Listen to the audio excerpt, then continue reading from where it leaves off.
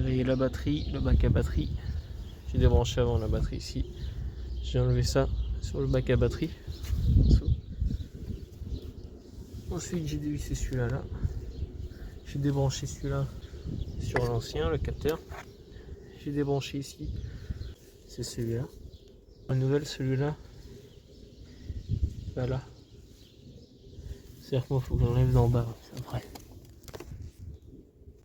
Lui, il va là.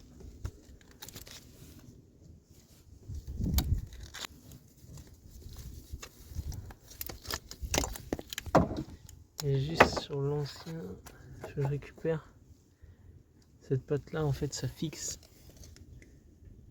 ici. En fait c'est pour faire bouger. Donc lui je vais récupérer pour le mettre sur lui. Là. Ensuite il y a juste les deux vis. Tac. Tac. Ces deux vis là. Comme ça c'est du 13. Si je le remets en bas, j'ai mis un nouveau collier parce que les autres c'est de la merde, c'est chiant. Donc j'ai serré ce collier là-bas avant de serrer les deux vis. Avant de serrer celle-là et celle du bas là, on va d'abord mettre, parce qu'en fait quand on serre, ce plastique là se colle à la durite là, donc après on pourra plus remettre celle-là. Donc on va d'abord mettre celle-là avec son collier, on va serrer, après on va serrer les deux. Une fois le collier placé, on peut serrer cette vis là et celle là-bas. Une fois mis, on va pouvoir mettre cette vis là là-dedans et après mettre le collier. Une fois placé, on met le collier avec la pince tenaille. Une fois mis ici, on peut mettre cette durite là. Lui il est mis. Maintenant, on peut remettre ici lui là-dedans. L'écrou sur le support est mis. Maintenant ça tient bien. Lui, on peut mettre un coup de nettoyant à l'intérieur. Tac, on regarde si c'est bien accroché. Donc ici on va remettre cette durite là. Comme ça ici. Avec ces deux petites vis. Voilà. On va pouvoir remettre le bac. Alors ici. Comme ça.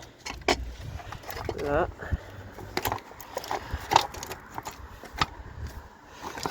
Ici on a une durite.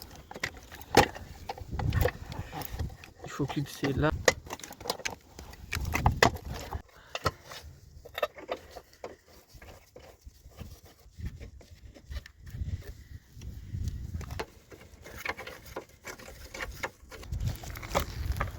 On met le piquage, on enlève ici.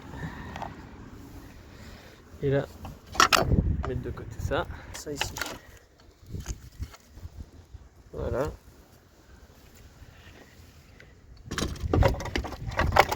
On remet la batterie.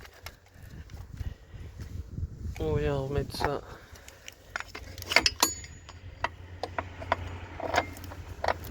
On met l'écrou autour là.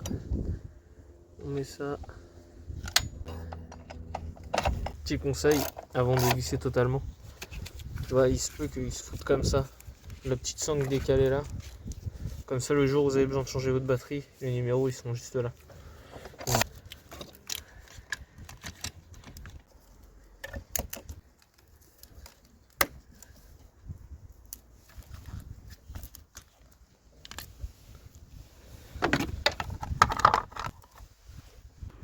On remet ça.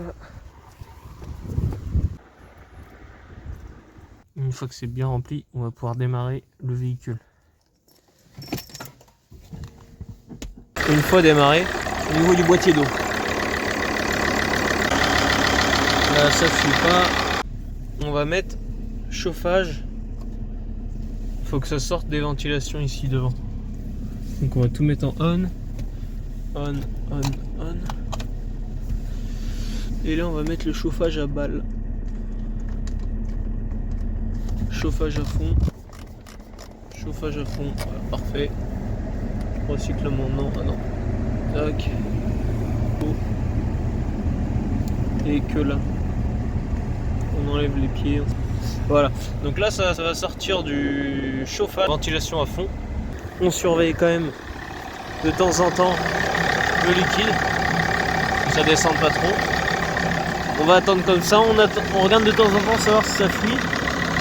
Là, j'ai du chaud. Maintenant, je coupe la ventilation. Et je vais accélérer à 3000 tours. Comme de temps en temps, genre dans 5 minutes, je vais descendre, je vais aller regarder au ventilateur est-ce qu'il tourne ou pas. Si vous avez l'indicateur de température, on surveille quand même que ça va pas dans les 130. Là, je suis à 90. À mon avis, ça va pas tarder à se déclencher le ventilateur. On va attendre qu'il se mette à tourner pour pouvoir couper le moteur. Le ventilateur s'est mis à tourner, je le sens qu'il y a du vent. Là, il vient de se couper. Ça va redescendre et après on refait le niveau et puis ça sera terminé. Donc voilà.